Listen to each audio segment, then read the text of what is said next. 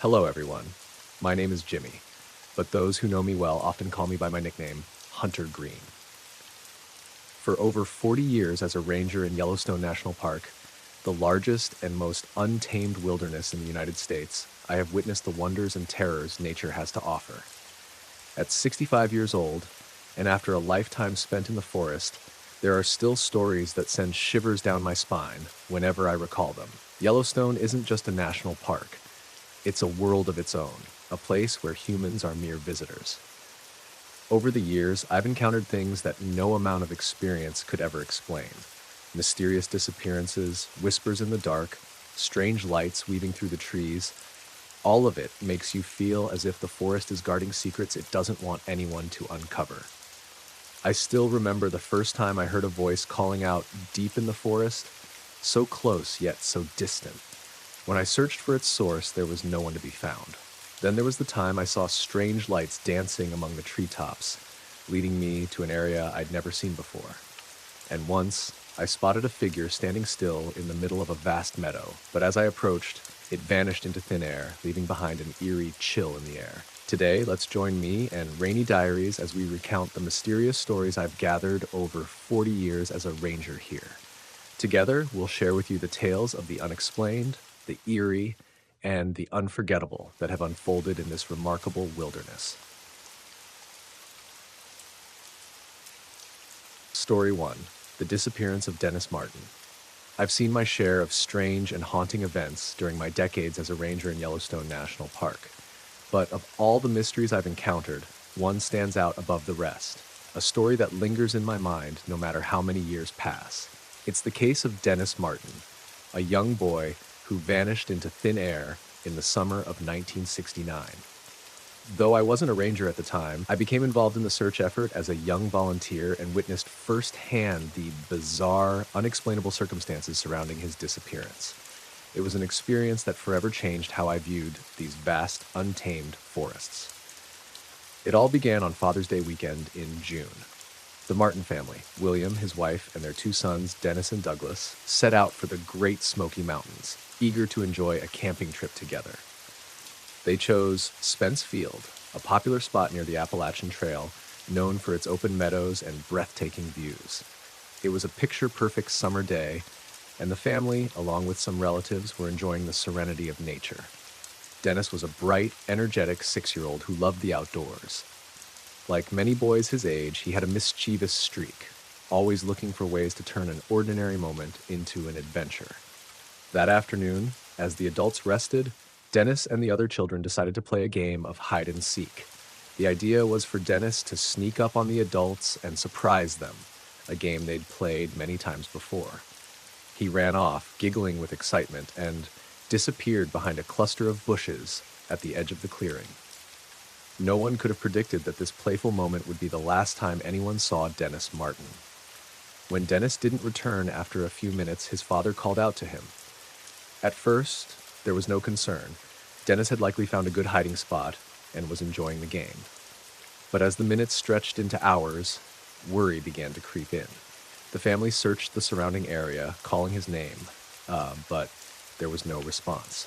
William Martin, Dennis's father, ran down the nearby trail, believing his son might have wandered too far. He covered several miles in both directions, but found no trace of the boy. Panic set in as the realization dawned that Dennis was truly missing. By evening, the family alerted park rangers, and a massive search effort was launched. Over the next week, more than 1,400 people, including park rangers, volunteers, and even members of the U.S. Army's Green Berets, scoured the area in one of the largest search operations in park history. Helicopters flew overhead and bloodhounds were brought in to track Dennis's scent. Yet, despite their efforts, not a single clue was uncovered. It was as if the boy had vanished into thin air. The search conditions were challenging. Heavy rain swept through the area the night Dennis disappeared, washing away any potential tracks. The dense forest, with its towering trees and thick undergrowth, made it easy for someone to become disoriented. But even with these obstacles, the complete lack of evidence was baffling. No footprints, no clothing, no signs of struggle. Nothing. As the days passed, theories began to emerge. Some believed Dennis had gotten lost and succumbed to the elements. though this seemed unlikely given the scale of the search. Others speculated he might have been attacked by a wild animal, such as a bear or a mountain lion. But again, there were no signs of such an event. No blood, no torn clothing, no drag marks. Then came the more unsettling theories. During the search, a family camping a few miles from Spence Field reported something strange. The Key family, who were unaware of Dennis's disappearance at the time, said they had been hiking near Cades Cove when they heard a loud, chilling scream echoing through the forest. Shortly afterward, they saw what they described as a wild-looking man darting through the woods, carrying something over his shoulder. The man was dirty, disheveled, and moved with alarming speed before disappearing into the trees. This sighting added a disturbing layer to the case. Could it be that Dennis had been abducted? The idea of someone living in isolation in the remote wilderness wasn't far-fetched. Stories of hermits and reclusive individuals hiding deep in the forest have circulated for years. But the thought of such a person preying on a child sent shivers down everyone's spine. Despite the report, no evidence was found to support the theory of abduction. The search continued, but hope began to fade.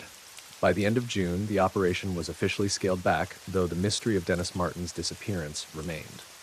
For years after the incident, rumors and theories continued to swirl. Some suggested that Dennis had stumbled into a hidden cave system or fallen into one of the countless sinkholes scattered throughout the region. Others believed there was something supernatural at play, pointing to the eerie stories of the Smoky Mountains, tales of ghosts, strange lights, and unexplained phenomena. As a young volunteer at the time, I couldn't shake the feeling that something wasn't right. The silence of the forest during the search, the sense of being watched, and the way the air seemed to change, it all felt wrong. Even now, after decades of working in the wilderness, I've never experienced anything quite like it. That day marked the beginning of my deep respect for the mysteries of the forest. Nature is beautiful, but it can also be unforgiving, and sometimes it holds secrets we may never fully understand.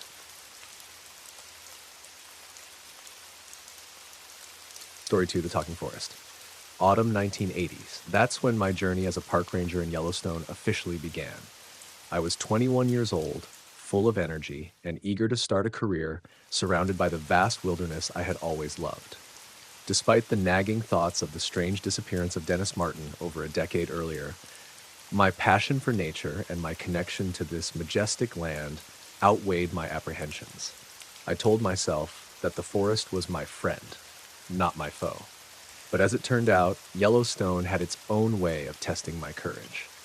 My first year on the job brought many challenges, but also countless moments of joy. I fell in love with the sounds of the forest, the rustling leaves, the distant calls of wolves under a starry sky, and even the occasional solitude that came with long nights on duty.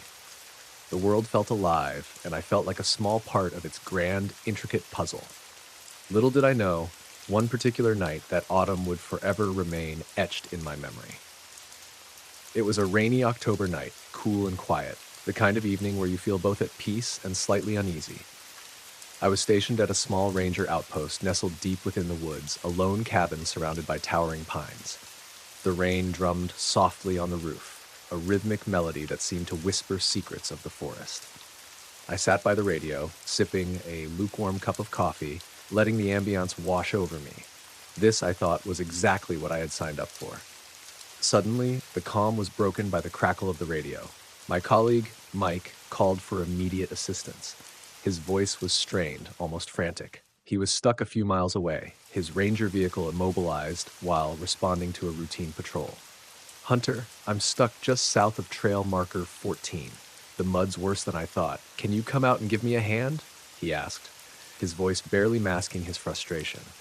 Without hesitation, I grabbed my jacket, flashlight, and the keys to the spare vehicle. "Hang tight, Mike. I'm on my way," I replied. The thought of heading into the rain-soaked woods didn't faze me. This was part of the job. The drive to Mike's location was uneventful, though the rain had begun to lighten, leaving a ghostly mist hanging low over the forest floor. I reached the spot he had described and saw his vehicle partially sunk in the mud. Mike was standing beside it, arms crossed, looking equal parts annoyed and relieved to see me. "Thanks for coming out," he said, shaking his head. I don't know how I managed to get it this bad. I chuckled, trying to lighten the mood. No worries. Happens to the best of us. Head back to the outpost and keep an eye on things. I'll get this sorted out. Mike hesitated for a moment before nodding. All right, thanks, man. I owe you one, he said before heading back on foot. I was confident I could handle the situation. My father had been a mechanic, and I'd spent many childhood afternoons learning how to fix cars in his garage. The prospect of a little mud and grease didn't intimidate me. As I got to work, the rain stopped entirely, and the moon emerged from behind the clouds, casting a silvery glow over the scene. It was strangely beautiful. The forest bathed in the soft light, the world around me silent, save for the occasional hoot of an owl. That's when I heard it. At first, it was faint, barely audible over the rustling of leaves. Voices. Two people arguing, their words sharp and heated. "Get out of here!" one voice yelled, filled with anger. "You don't scare me, you bastard!" came the reply, equally furious. The sounds seemed to be coming from a few hundred feet away, just beyond the tree line. I froze, my flashlight in hand, heart pounding in my chest. Who could possibly be out here at this hour?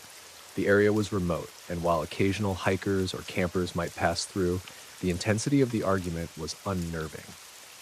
"Hello?" I called out, my voice cutting through the night. "Is everything all right?"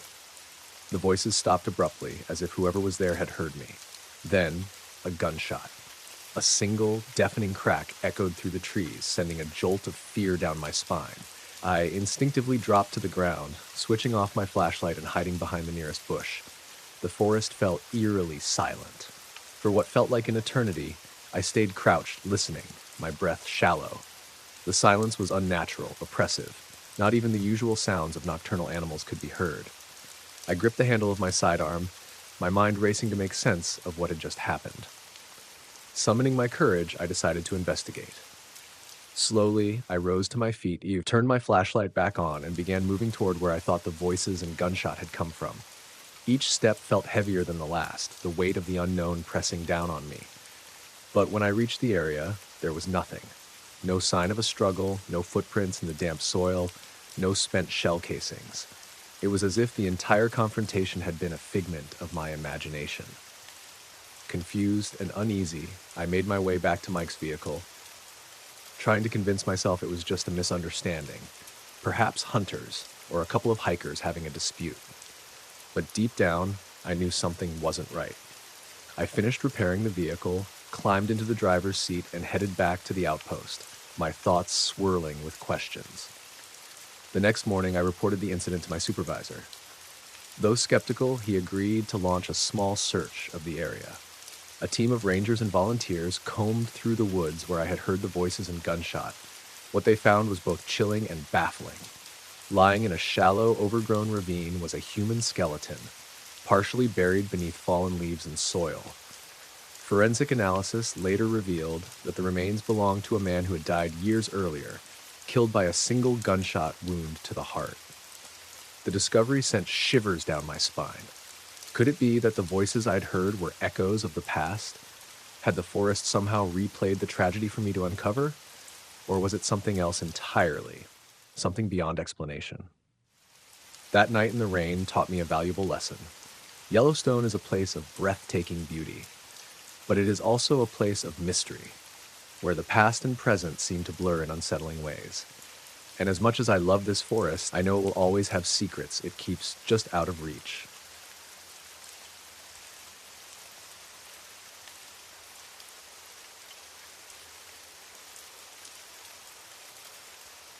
The third story about Anna. Summer of 1984, the mystery of Anna in Yellowstone. In 1984, I had spent nearly 4 years as a park ranger at Yellowstone National Park.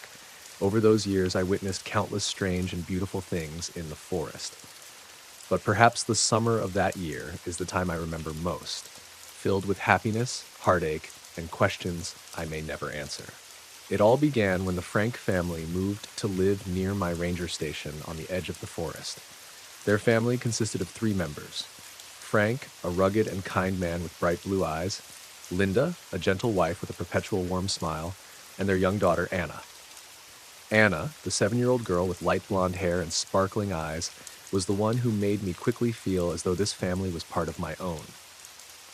Anna was incredibly intelligent and curious. From the first time we met, her way of speaking made me laugh. "Ranger hunter? Are you a hunter?" she asked with wide, inquisitive eyes. "Not at all, Anna," I replied, trying to suppress a smile. "I only hunt for interesting things in the forest, and I'm a park ranger, not a hunter."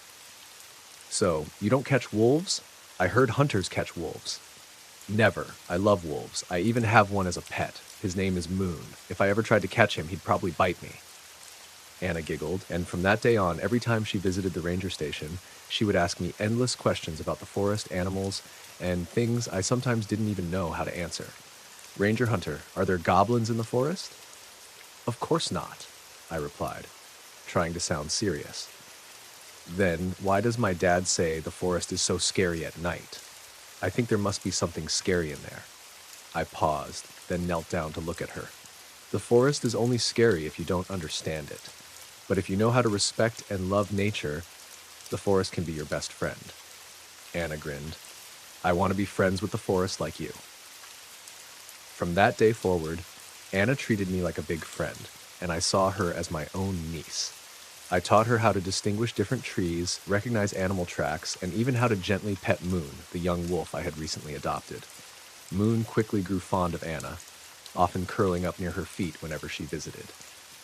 It was a brilliant autumn day with a clear blue sky, gentle sunlight filtering through the trees, and a soft breeze carrying the scent of leaves turning color. Anna came to the ranger station as usual, excitedly running toward Moon. "Ranger hunter, does Moon remember me?" "Of course he does," I said, patting her head. "What do you want to learn today?" "I want to learn how to pet Moon in a way he likes best," Anna said, her eyes sparkling. I smiled and guided her hands, showing her how to gently stroke the young wolf's back and ears. Moon lay lazily, his eyes half closed, clearly enjoying the attention. "Ranger, can Moon talk?"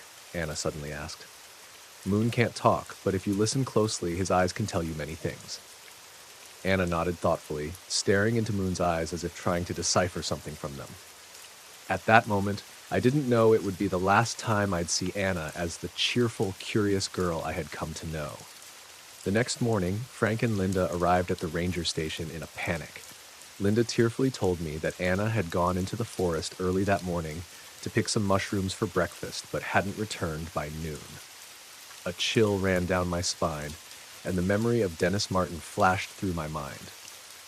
That memory, like a long nightmare, haunted me, and I couldn't bear the thought of something similar happening to Anna. I immediately mobilized everyone, from rangers to volunteers and Anna's family, for the search. We scoured the area, calling her name, but the vast forest responded with an eerie silence. That night, I sat silently at the ranger station, unable to hold back tears. I blamed myself for not protecting Anna, for not noticing something might have gone wrong. On the third morning, just when all hope seemed lost, we found Anna. She was standing quietly by a small stream deep in the forest, miles from her home. I rushed over and knelt in front of her. "Anna, are you okay? Are you hurt?" But Anna didn't answer. Her eyes stared into the distance, emotionless, as though she was in another world. Although she bore no injuries or signs of harm, I knew something had changed in her forever. Anna was never the same. After returning home, Anna barely spoke a word. She no longer laughed, no longer showed curiosity, and stopped playing with Moon. Her eyes, once bright with the light of life, became unfamiliar and empty. Frank and Linda decided to move to the city to seek treatment for Anna. I agreed, though my heart felt heavy. In the 1980s, with no mobile phones and only letters and landlines for communication, I knew I might never see her again. The girl I loved as if she were my own niece. More than 4 decades have passed, yet Anna's image remains vivid in my mind. What happened to her during those 3 days she went missing? What did the forest do to her? Or what secrets was it protecting that I could never understand? I always wonder if Anna still remembers those afternoons playing with Moon, the stories I told about the forest, or the times we laughed together. Or has she forgotten everything, leaving those memories buried deep within her soul? Yellowstone, beautiful yet full of mysteries, continues to hold secrets that humans have never been able to unravel. And I, an old ranger, will forever carry the weight of what happened to the little girl who changed my life forever. Fourth story, the fateful Christmas Eve. I sat in the ranger station, the twinkling lights from the Christmas tree illuminating the small room. It was the tree my colleague and I had decorated earlier that day. Tiny light bulbs, red ribbons, and a simple silver star perched on top. Its soft glow warmed the space, but stirred a deep homesickness within me. Just over 30 miles away was the small town where my family was gathered, their laughter and Christmas carols surely filling the air. But tonight, I was on duty.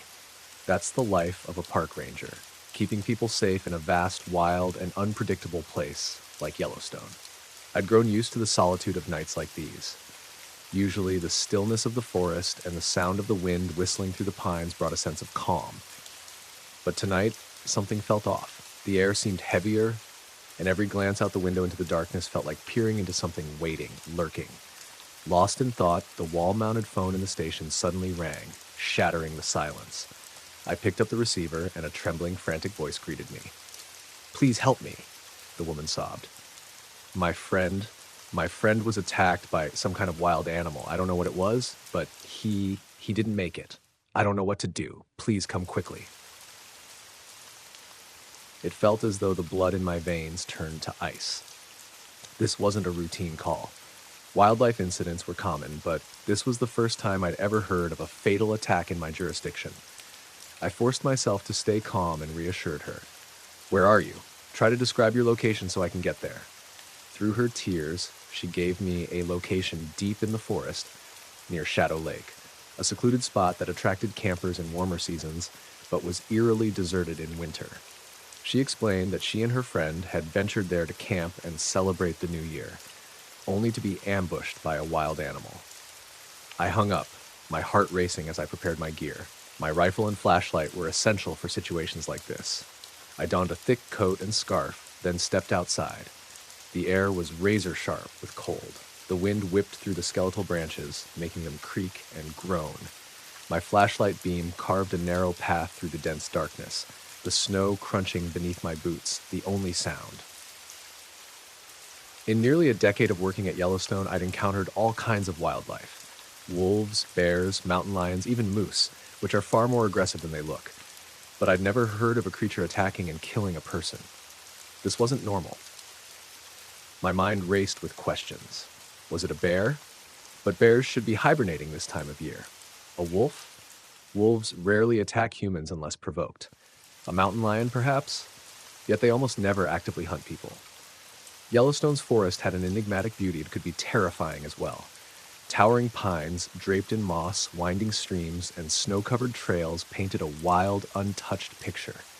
But at night, when darkness enveloped everything, even the smallest sounds, a rustling leaf or an owl's call, could send a shiver down your spine. I didn't believe in the legends of mysterious creatures lurking in the woods, but in this moment, my imagination conjured every terrible possibility. The beam of my flashlight flickered over bare branches, the snow sparkling like shards of glass. As I trudged along the trail leading to Shadow Lake, I remained on high alert, ears straining for any sound. There were faint, brittle snaps in the forest. Wind, or something else? I tightened my grip on the rifle, finding a small measure of comfort, though my anxiety only grew. What were they doing camping here at this time of year? I muttered to myself. Yellowstone in winter was harsh and unforgiving, a place few dared to brave overnight. But for those drawn to adventure, the snow-laden wilderness held an irresistible allure. As I neared Shadow Lake, my mind was awash with questions. What kind of creature was it? How dangerous could it be? And most pressing of all, was the woman still safe? I prayed she would still be alive when I arrived. I approached the area near Shadow Lake, the beam of my flashlight illuminating the pristine white snow. A biting wind swept through the branches, carrying faint whispers from deep within the forest. Suddenly, I spotted dark red stains smeared across the snow. Blood. My heart clenched, and an overwhelming sense of dread washed over me. Following the trail of blood, I moved cautiously, my hunting rifle ready in my hands. Dry branches cracked underfoot in the stillness of the night, the sound echoing as if someone or something was following me.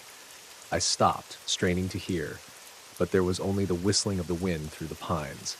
The air grew so heavy it felt hard to breathe. Where are you? I shouted, my voice ringing out into the darkness. But there was no answer. I continued forward, fear gripping me tighter with each step. At last, the beam of my flashlight swept over a figure huddled against the trunk of a large tree. It was the girl. Her clothes were torn, her face streaked with tears, but what caught my attention most was her panicked eyes and trembling hands clutching herself for warmth. I exhaled a sigh of relief and hurried toward her. "Are you okay?" I asked, trying to keep my voice calm. No, she stammered, shaking her head. "But my friend. I don't know where he is. Please help me find him." I knelt in front of her. "Did you see what attacked you?" She hesitated, her gaze darting away as if trying to recall or hide something. I'm not sure. It was big, very big, but it was so dark I couldn't see clearly." Her vague response didn't reassure me. Before I could ask more, she stood abruptly and tugged at my arm. "Please, we have to find him." Together, we moved deeper into the area near Shadow Lake. The snow continued to fall, and the howling wind rushing through the branches made the scene even colder and more haunting. In the flashlight's beam, the blood-stained footprints on the snow became clearer, leading us toward a dense thicket near the lake's edge. The farther we went, the more uneasy I felt. The girl's demeanor didn't match someone who had just endured a traumatic attack.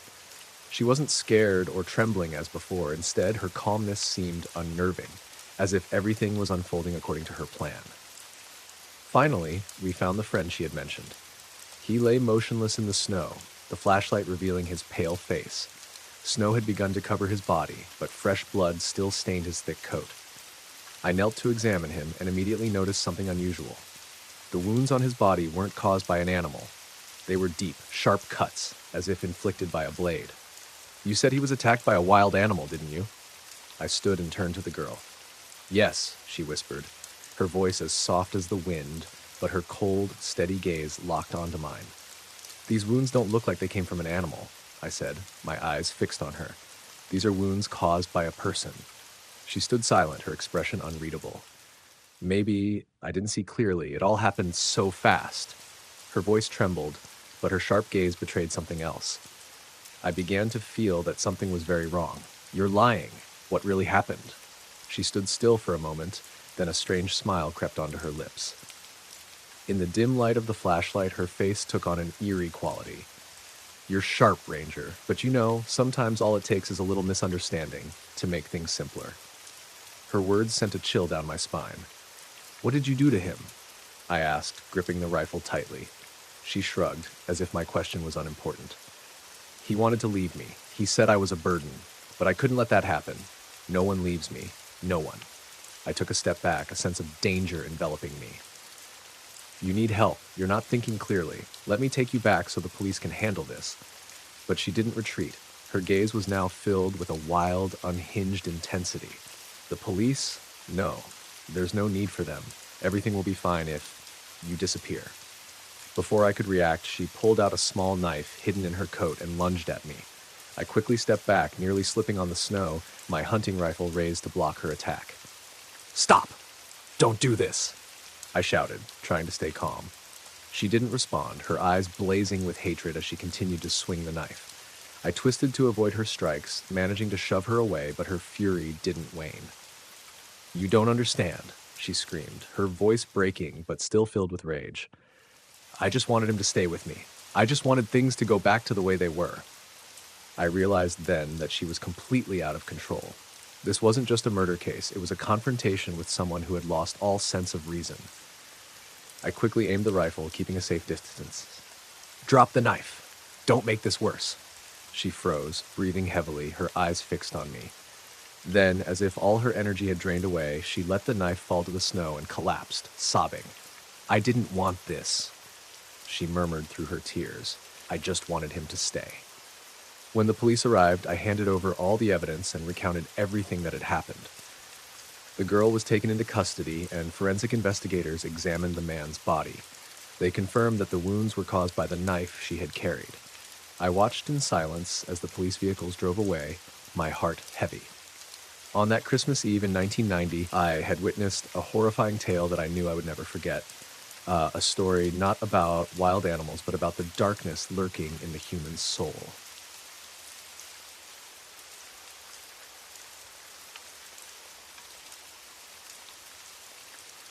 The fifth story, The Curse of the Native Tribe.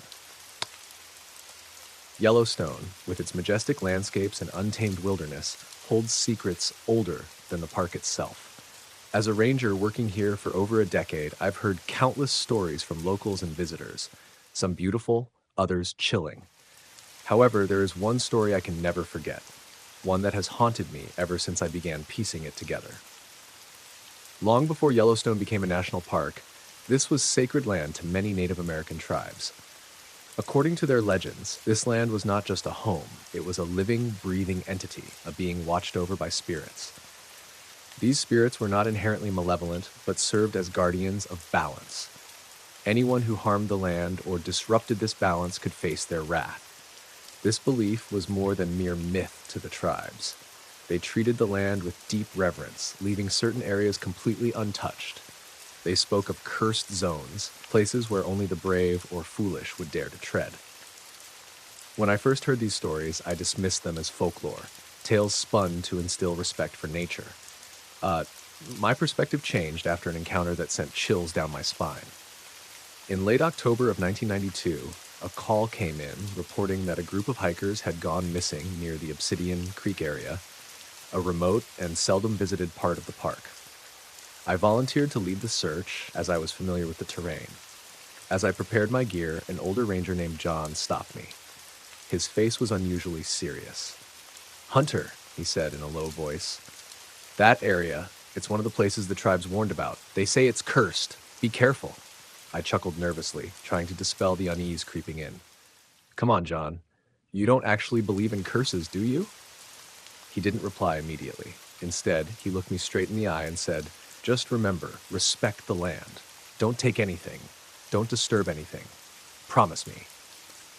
I nodded, feeling a flicker of unease I couldn't quite shake.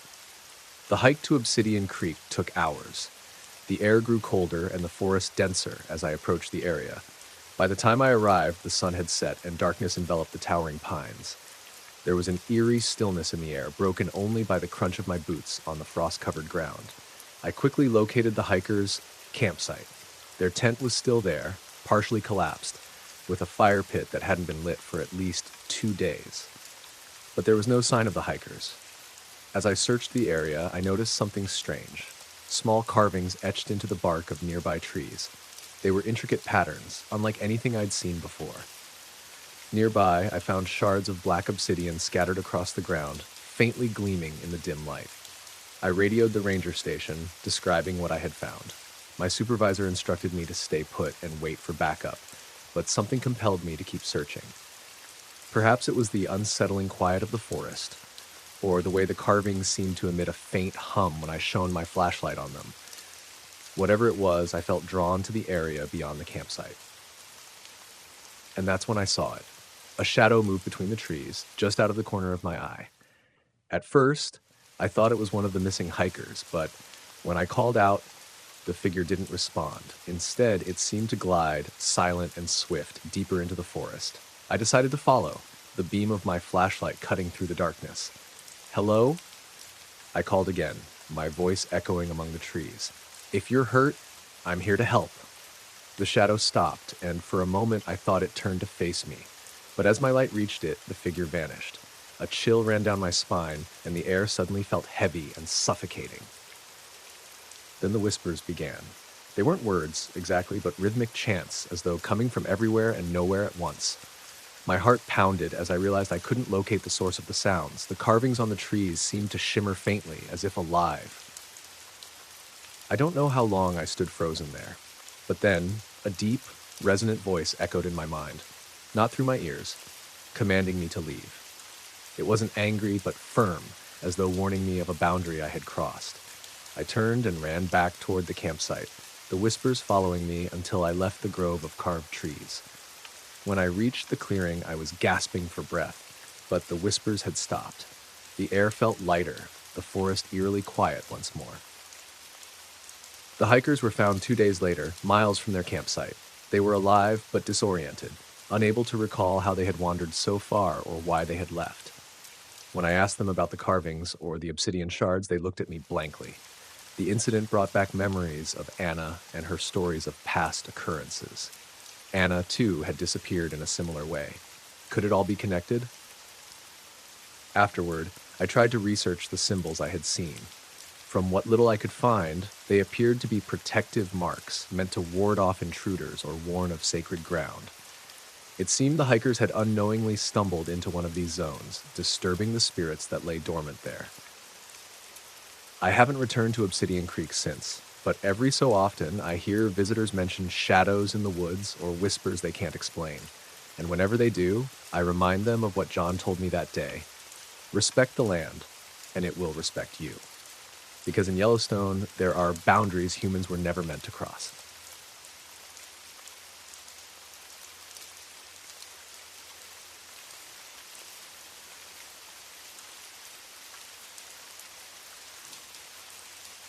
In 1990, I, Hunter, along with Mitch, a longtime colleague, embarked on a routine patrol in Yellowstone National Park.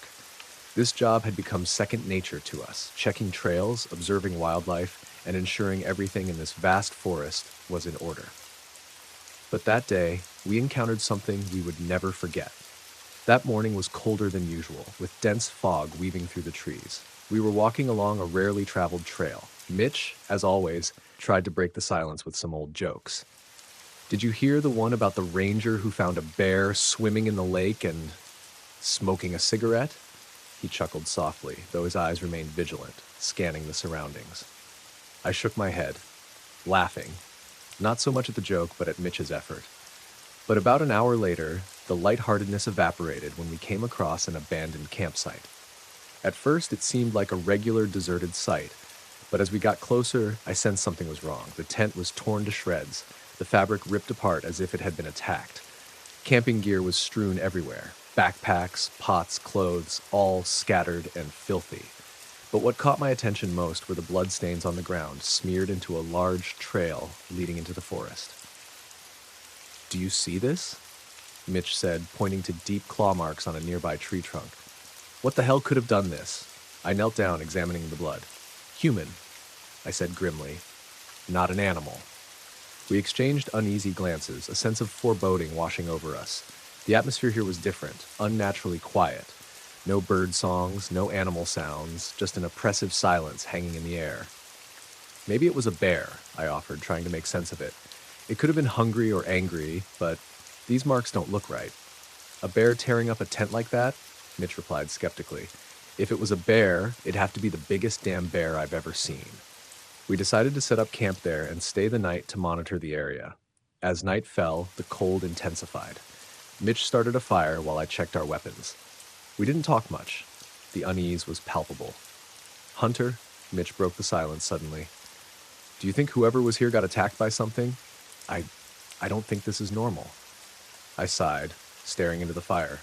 "I'm not sure, but something's not right. Bears don't act like this. If it attacked someone, there'd be tracks or a body." We sat quietly for a while, each lost in our thoughts. The deeper the night grew, the darker the forest seemed, the shadows thickening and obscuring even the moonlight. Around midnight, I was jolted awake by a loud noise, a deep growl echoing through the night. Mitch shot up, rifle in hand, his eyes wide with alarm. "Did you hear that?" he whispered, his voice trembling. I nodded, my heart pounding. The growl came again, this time closer. Then, from the shadows, it emerged. A massive bear, at least 7 feet tall, stepped out from between the trees. But it wasn't a normal bear. It was emaciated, its ribs protruding, and its pale, matted fur clung to its frame as if it were sick. Its eyes glowed eerily silver in the darkness, and its sharp teeth gleamed as it growled at us. "Dear God," Mitch stammered, his hands shaking as he raised his rifle. What is that?" The bear didn't hesitate. It charged at Mitch with terrifying speed. Mitch fired, the gunshots echoing through the forest, but the bullets didn't seem to slow it down. I fired shot after shot, fear driving each pull of the trigger. Finally, a shot to its shoulder made the bear recoil, letting out a pained roar. It stood there for a moment, its glowing eyes locked onto us, as if memorizing our faces. Then it turned and disappeared into the darkness, leaving behind an unnerving silence. We stood frozen, breathing heavily, still clutching our rifles. Mitch collapsed onto the ground, his face pale and filled with horror. Did you see that? What the hell? What the hell just attacked us?" I sat down beside him, trying to calm us both. I don't know, but that wasn't a normal bear. There's something wrong with it.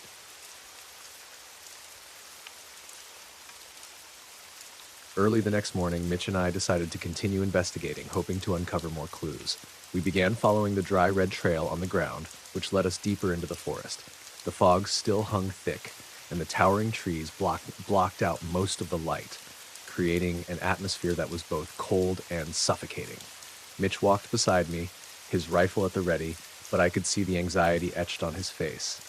"Hunter," Mitch broke the silence, his voice uneasy. "Do you think we'll find them?" I stopped and turned to look at him. "I don't know, Mitch, but if they're alive, we need to get them out of here. If not..." I trailed off, unable to finish the thought. Mitch nodded, but I could tell he was steeling himself for the worst. We continued walking in silence, the only sound being the crunch of dry leaves beneath our boots. The forest was unnervingly quiet. No birds, no small animals, just an eerie stillness that seemed to press down on everything. Eventually, we reached a deep hollow where fallen trees lay piled on top of one another, forming a natural labyrinth. Here, the red trail on the ground became more pronounced. I signaled for Mitch to stop and pointed ahead. "Look there," I whispered. In front of us, under the shadow of the massive trees, lay a motionless body. My heart clenched at the sight. It was a man, face down on the ground, his clothes torn and covered in scratches. Mitch stepped forward, kneeling to inspect him, his face going pale as he realized there were no signs of life.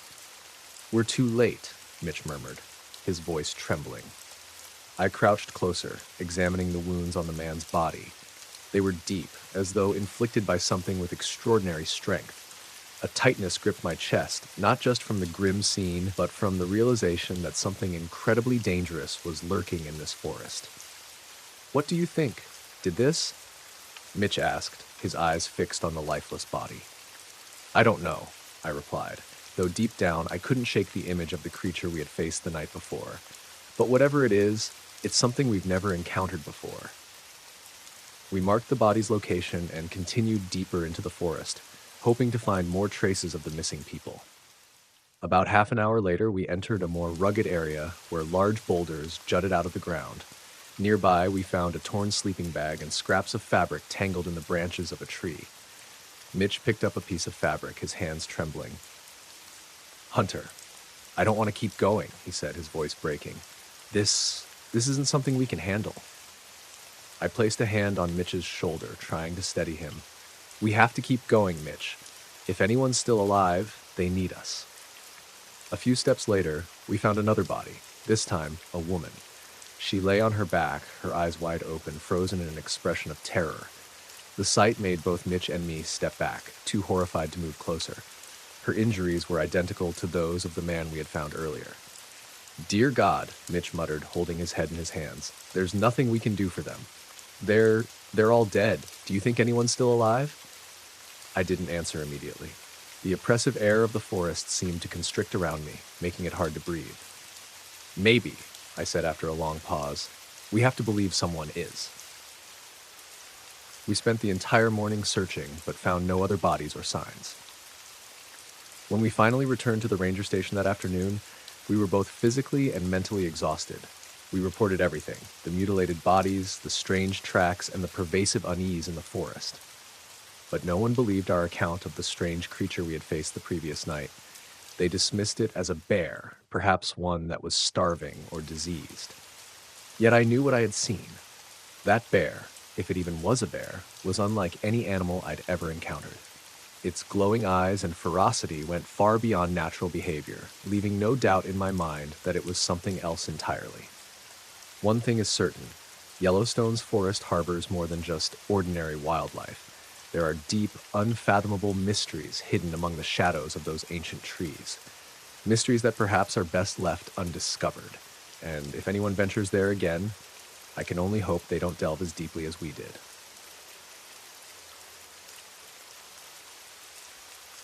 Mysterious village deep in Yellowstone. Back in 1995, my job at Yellowstone was to ensure the safety of the area, patrolling trails, protecting wildlife, and investigating any unusual signals in the forest. I was familiar with every tree, every bend in the trails of this vast wilderness. But on that particular day, something strange happened, something that would completely change the way I perceived the world and the forest around me. The morning started out like any other. I was assigned to patrol an area not far from the ranger station, equipped with the usual tools: a flashlight, a radio, and a notebook. While walking along a trail, I suddenly noticed a large plume of smoke rising in the distance. The smoke was a pale black, curling up into the clear blue sky. Concerned it could be a wildfire, I quickly decided to drive my ATV toward the source. That area wasn't known for anything remarkable, just dense pine forests stretching endlessly. However, as I got closer, I realized something was off. Instead of a fire, I found a small village hidden deep in the forest. The houses were made of wood and stone, nestled among towering old trees. The sight left me speechless. In all my years working there, I had never heard of or seen a village in this area. I parked my ATV outside and cautiously stepped into the village. My curiosity piqued. The atmosphere was entirely different, eerily quiet. The villagers immediately noticed me, but rather than acting surprised or wary, they smiled and welcomed me as if they had known me for years. An elderly man approached, offering me a glass of water and engaging in polite conversation. His voice was gentle but oddly monotone, lacking the natural nuances of normal speech. I tried to stay calm and observe carefully. The people here dressed peculiarly. Their clothes resembled 19th century attire, made of coarse fabric and old-fashioned designs. They walked along the dirt paths without making a single sound, and to my shock, none of them cast shadows under the sunlight. The realization sent chills down my spine, but I kept telling myself it could just be a historical reenactment group. I continued exploring the village, trying to gather more information.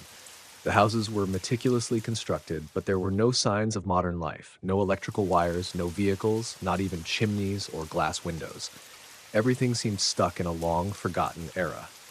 Strangely enough, the village was impeccably clean, no litter, no signs of decay or wear anywhere. I spoke with a few of the villagers, but our conversations never went beyond simple responses. They didn't explain their history or why they lived there. A woman told me, "We've lived here for a very long time. Nothing changes here. We're always at peace." Her words sounded more like a scripted line from a play than a genuine answer. As the sun began to set, the village's atmosphere changed abruptly. Everything became unnervingly still. Then I noticed something that sent a wave of dread through me. The villagers' eyes began to glow with a soft yellow light, an unnatural sight that made my skin crawl. The growing sense of unease was overwhelming, as if the entire village was silently warning me that I didn't belong there. I hastily said my goodbyes and left. On my way back to the ranger station, the forest around me seemed to change as well. The usual sounds of birds and insects had vanished, replaced by an oppressive silence. The trees appeared darker, their branches arching downward as if trying to close in on me. I drove faster, desperate to escape the unsettling feeling of being watched. Glancing in my rearview mirror, I could have sworn I saw faint silhouettes of villagers standing at the edge of the forest, their glowing eyes fixed on me. Eventually, I made it back to the ranger station, drenched in sweat and shaken to my core. I recounted the story to my colleagues, but none of them believed me. Some laughed, suggesting I was exhausted or hallucinating. Others speculated that I must have stumbled upon a local campsite or temporary settlement. But a few days later, while researching the area, I uncovered a chilling truth. The spot where I had seen the village had once been home to a small settlement centuries ago. However, it had been destroyed by a catastrophic flood, and all its residents had perished. To this day, I'm not entirely sure what I experienced. Perhaps it was a phenomenon known as a time slip, a brief moment where the boundaries between realities overlap. Or maybe I had stepped into another world entirely, a world that doesn't belong to humans. Whatever the case, the memory of those glowing eyes, the shadowless people, and the forest that seemed alive still haunts me. And if anyone ever stumbles upon that village again, I have only one piece of advice: don't stay past sunset.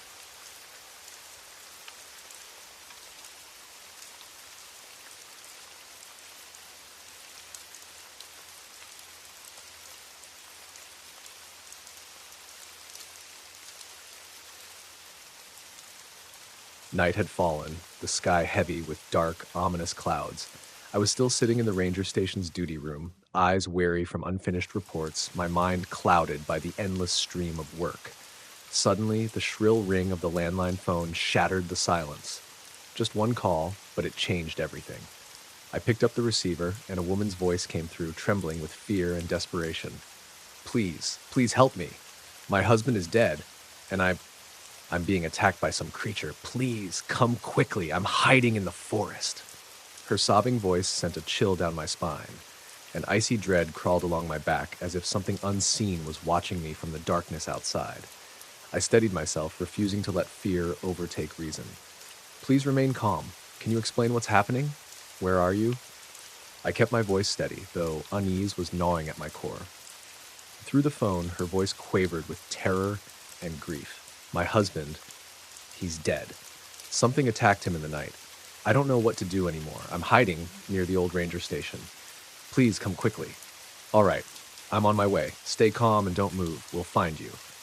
She took a shaky breath, trying to calm herself, but the sobs persisted. Please, hurry. I can hear it. It's coming closer. Her words struck me like a warning bell. I knew this forest was far from safe. There had been attacks before, cases we'd never been able to explain. It felt as if something terrible was lurking in the shadows. I'm coming right now. Don't worry. I'll contact my colleague and we'll involve the police, I assured her before hanging up, my heart pounding. I immediately called Min, my fellow ranger at the neighboring station. After I explained the situation, he didn't hesitate and quickly reported the incident to the police. Taking a deep breath, I gazed out the window at the faint moonlight filtering through the heavy clouds.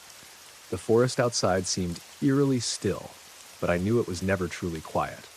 Nature's secrets are vast and unfathomable, and no one can predict what lurks in the darkness. I have to go, I told myself. Grabbing my protective jacket, flashlight, and hunting rifle, I prepared to face what I could never have imagined. The forest at night always held a strange allure, both enchanting and dangerous. Towering trees reached toward the sky, leaves rustling underfoot, and the wind whispered its mysterious song. But under the cloak of night, the forest became darker, more enigmatic. I stepped out of the station and onto the trail leading into the woods. Each step felt heavier, as though an invisible weight pressed down on my shoulders. The cold night air seeped into my skin, but it couldn't suppress my rising anxiety. Within minutes, I was deep in the forest, where everything seemed to fade into an eerie silence. The world felt as though it had collapsed into a void. Only the sound of my own footsteps broke the chilling stillness, each step echoing in the frigid air. I knew this forest well, but tonight it felt different. The dense trees cast strange shadows, their forms overlapping in unnatural ways. Occasionally I glimpsed wild animals scurrying away, their wariness adding to my suspicion. Whatever creature the woman described, it was unlike anything normal. A nagging unease gripped me as I ventured deeper, surrounded by the oppressive stillness. The forest wasn't peaceful. It was an ominous silence like the calm before a storm. Minutes later, Min's voice crackled over the radio. He confirmed that the police were on their way, but the distance meant they would need at least an hour to arrive. Just then, I heard an unfamiliar sound, a high-pitched screech that seemed unnervingly close. Freezing in place, I held my breath and listened. The sound echoed like a howl piercing the night. A wild animal, or something far worse. Suddenly, I caught the sound of labored breathing. Someone, or something, panting heavily. But it wasn't human. Turning swiftly, I glimpsed a faint shadow darting between the trees. The figure moved swiftly, vanishing behind the thick trunks as though avoiding me. Gripping my flashlight tightly, I moved toward it. What awaited me in the darkness? And the woman, was she still safe? Questions raced through my mind, unanswered.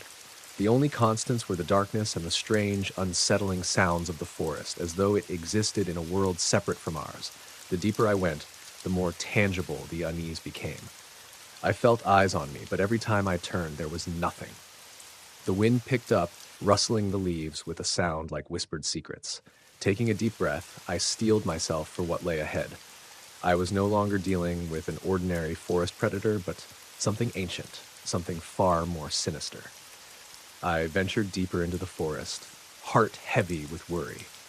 The strange screeching sound from earlier still echoed faintly around me, like a deathly melody drifting through the trees. I tried to steady myself, gripping the hunting rifle tightly, though I knew deep down that whatever awaited me ahead might be beyond human control. The beam of my flashlight reached only a few meters ahead, illuminating gnarled tree trunks and roots that twisted across the ground like grotesque hands clawing at the earth. With every step, the sound of dry leaves crunching underfoot mingled with the rapid pace of my own breathing. But I wasn't the only one breathing. I could feel it. Something was close, quietly following me in the shadows. A faint noise came from my left, the rustle of leaves, perhaps caused by the wind. But when I pointed my flashlight in that direction, all I saw were faint silhouettes of trees. I muttered to myself, convincing myself it was just my imagination. Yet I couldn't deny the eerie chill that gripped me like an invisible hand tightening around my chest. I pressed on until my flashlight illuminated something that made my heart stop. A trail of blood. The crimson streak stretched across the ground, leading deeper into the dense forest where moonlight could not penetrate. I knelt to inspect it. The blood was fresh. This had to be the trail leading to the woman. At that moment, the sound of labored breathing came again, this time clearer, closer. Whipping around, I shone the flashlight behind me, but nothing appeared within its beam. My heart pounded in my chest, each thump echoing like a frantic drumbeat in the night. "Is anyone there?" I called out loudly, but only an unsettling silence responded. I couldn't stop. Despite my fear, I knew I had to keep moving. If the woman was still alive, I couldn't leave her alone in this deadly forest. Following the blood trail, I arrived at a clearing. Among the towering trees, an old wooden cabin emerged in the flashlight's beam. It was a decrepit ranger station, abandoned years ago. The structure stood forlorn in the forest's depths, with rotting wooden doors and a partially collapsed roof. It looked like a death trap. "Are you in there?" I shouted, my voice echoing into the empty space. Suddenly, a noise came from inside the cabin, the creak of wood as if something was moving. I directed the flashlight toward the door, my body frozen with tension. Even so, I forced myself to take heavy steps forward, keeping the rifle ready in my hands. As I approached the door, a weak voice called out from within the darkness, "Please, help me." It was the woman's voice, but something felt off. Her voice was faint, strangled, and trembling with fear. I rushed into the cabin, sweeping the flashlight across the room. The sight before me was horrifying. Overturned furniture, claw marks on the wooden walls, and a blood trail smeared across the floor. In the corner of the room, I saw her, huddled in the shadows, hair disheveled, clothes stained with blood. She was trembling, her wide eyes filled with terror. "Are you okay? I'm a ranger. I've come to help," I said, moving toward her. But she suddenly raised her hand, as if to stop me. Don't come closer. "It's still here. It's watching us," she whispered, her lips quivering. I spun around, my flash cutting through the darkness, but there was nothing there. What was it she referred to? A wild animal or something else? Whatever it was, I knew I couldn't afford to let my guard down. Suddenly, from outside the cabin, a low, guttural growl echoed. It was deep and menacing, unlike any sound I'd ever heard before. A wild animal? No. This sound was unnatural, as if it came from something beyond comprehension. I grabbed the woman's arm, helping her to her feet. "We have to get out of here now. The police are on their way." She shook her head repeatedly, tears streaming down her face. "No, it won't let us leave. It likes to toy with its prey." Before I could ask more, a massive shadow appeared outside the window, blocking out the faint moonlight. It moved too fast for my eyes to follow. All I could see were two glowing, blood-red eyes staring at me from the darkness. Without hesitation, I pulled the trigger, firing at the shadow. The gunshot echoed loudly, but when the flashlight's beam reached the spot, the shadow was gone, leaving only a splintered hole in the wooden wall. "Move! Now!" I shouted, grabbing the woman's hand. Both of us bolted out of the cabin, plunging into the forest like fugitives fleeing death itself. The growling sound chased after us, growing louder, closer. I didn't dare look back, but I knew it was playing a game of cat and mouse, tormenting us with its pursuit. We ran endlessly, the forest a labyrinth where every path seemed identical and every step carried the risk of disaster. The growling persisted, but gradually it grew fainter. I stopped, gasping for breath, glancing at the woman, who collapsed to the ground, trembling and speechless. We're safe now, I thought, but even I couldn't believe my own words. I knew it was still out there, lurking in the shadows, something nameless, something that didn't belong to this world. We couldn't stay here long. I had to find a way to contact Min and the police, but before that, I needed to ensure we could survive the night. We ran deeper into the forest, the low growl of the beast echoing behind us. It wasn't moving too quickly, but I had the distinct feeling it was toying with us, confident that we wouldn't escape in the end. Eventually, we reached a clearing surrounded by dense trees. I turned, hunting rifle in hand, flashlight scanning the darkness behind us. And then, from the shadows, it emerged. A massive tiger. The tiger slowly stepped into the light. It was enormous, larger than any tiger I had ever seen in all my years as a ranger. Its coat was a brilliant gold with sharp black stripes, a magnificent yet terrifying sight. Its eyes glowed under the beam of my flashlight like two fiery red orbs in the night. I realized immediately that this was no ordinary wild animal. It was an Indochinese tiger, a rare and critically endangered species. My heart sank. This wasn't just a fearsome predator. It was a symbol of the wilderness, a creature that needed protection. I knew I couldn't kill it, even if our lives were in danger. The woman beside me trembled, whispering through ragged breaths, "Please, kill it. It killed my husband." I swallowed hard, unable to respond. Pulling the trigger now wouldn't just break the law. It would go against everything I stood for as a guardian of the forest. The tiger stepped forward slowly, each stride making the ground seem to tremble. It didn't pounce immediately, but appeared to be observing us, assessing its prey. I took a deep breath, trying to remain calm. Facing a tiger, fear or flight was the worst reaction one could have. I raised my rifle, but not to aim at it. Instead, I pointed it toward the sky and fired a warning shot. The gunshot reverberated through the forest, startling the tiger into taking a step back. It roared, a deep, resonant sound so powerful I felt it in my chest. I shouted at the top of my lungs, waving the rifle, trying to make myself look larger and more intimidating. "Go! Get out of here!" I yelled. "Leave!" The tiger paused, tilting its head as if sizing me up. Its eyes no longer burned with pure anger, but carried an unsettling intelligence, as though it understood I wasn't easy prey. I took a step back, still shouting and banging the rifle against a nearby tree. The tiger hesitated a moment longer, then let out one final roar before turning and disappearing into the shadows. Its striped coat melted into the dense foliage, leaving us in silence once more. I exhaled shakily, my legs nearly giving out beneath me. I pulled the woman to her feet. "We have to get out of here now," I said. She nodded, her eyes still locked on the darkness where the tiger had vanished. We ran as fast as we could along the uneven trails. At last, the headlights of police vehicles pierced through the trees, a beacon of salvation.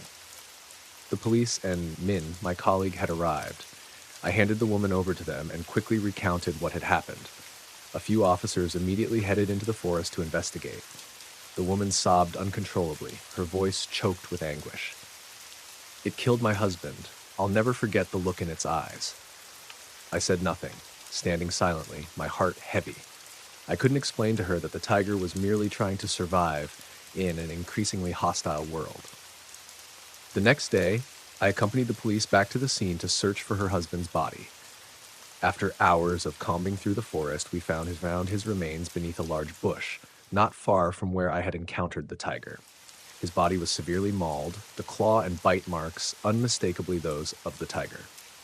The police documented the case, but I knew this wasn't a simple matter. Even though the tiger had attacked a person, it wasn't evil. Perhaps it was injured, displaced from its territory, or desperate for food. It too was a victim of humanity's relentless destruction of nature. A reminder. Back at the ranger station, I spent the entire day documenting the events. That enormous tiger, though terrifying, was a reminder that the forest still holds secrets and dangers beyond human control. But more importantly, it was a symbol of the wild, a life we must protect before it's too late. I don't know if I will ever encounter that tiger again, but deep down I hope it finds a safe place, a sanctuary where it can live without facing the horrors inflicted by mankind. These were 8 mysterious and terrifying stories that I, Hunter Green, shared here on Rainy Diaries. Each story is not just a personal experience, but also a reminder that nature, especially the vast wilderness of Yellowstone, holds countless secrets. Sometimes beautiful, but sometimes truly frightening.